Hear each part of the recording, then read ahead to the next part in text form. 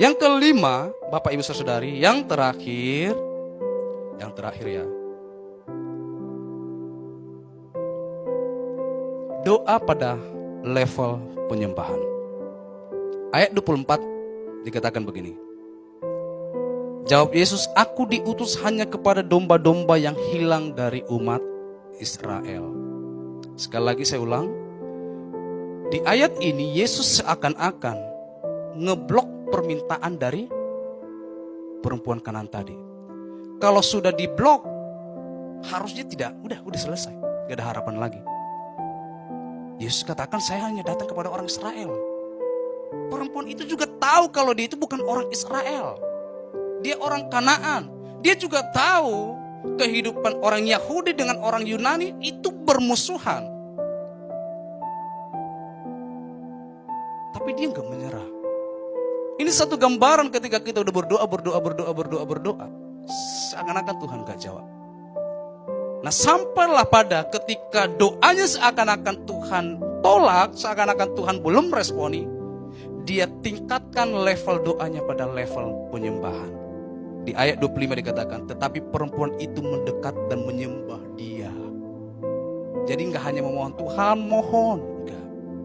Tapi dia datang kepada kaki Yesus, menyembah dia. Dikatakan, apa dikatakan? Tuhan tolonglah.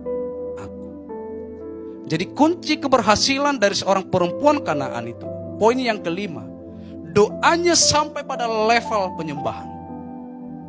Kita belajar dari perempuan ini, Bapak Ibu Saudari, ketika doanya seakan-akan Tuhan tidak jawab, Tuhan tidak peduli, Tuhan menolak, Tuhan meninggalkan, satu tindakan dari perempuan ini, tadinya level doanya hanya memohon, sekarang sampai pada level penyembahan. Bapak Ibu saudara-saudari begini, kita berdoa sebelum makan, kita berdoa sebelum berangkat, kita berdoa sebelum pergi keluar, kita berdoa sebelum tidur atau setelah bangun tidur, kita berdoa sebelum ibadah.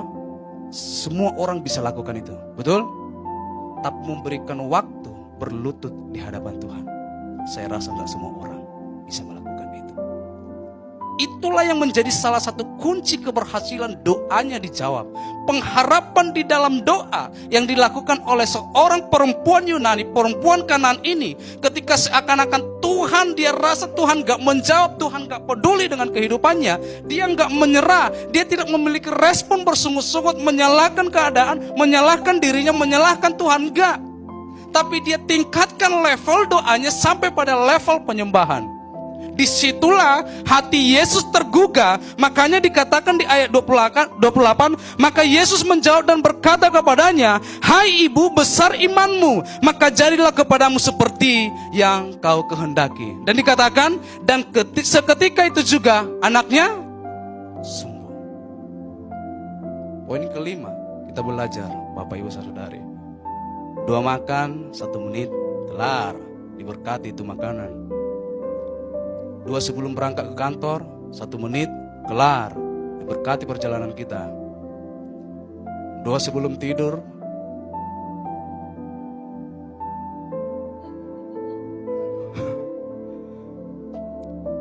saya pernah begitu Bapak Ibu Saudari di asrama kan.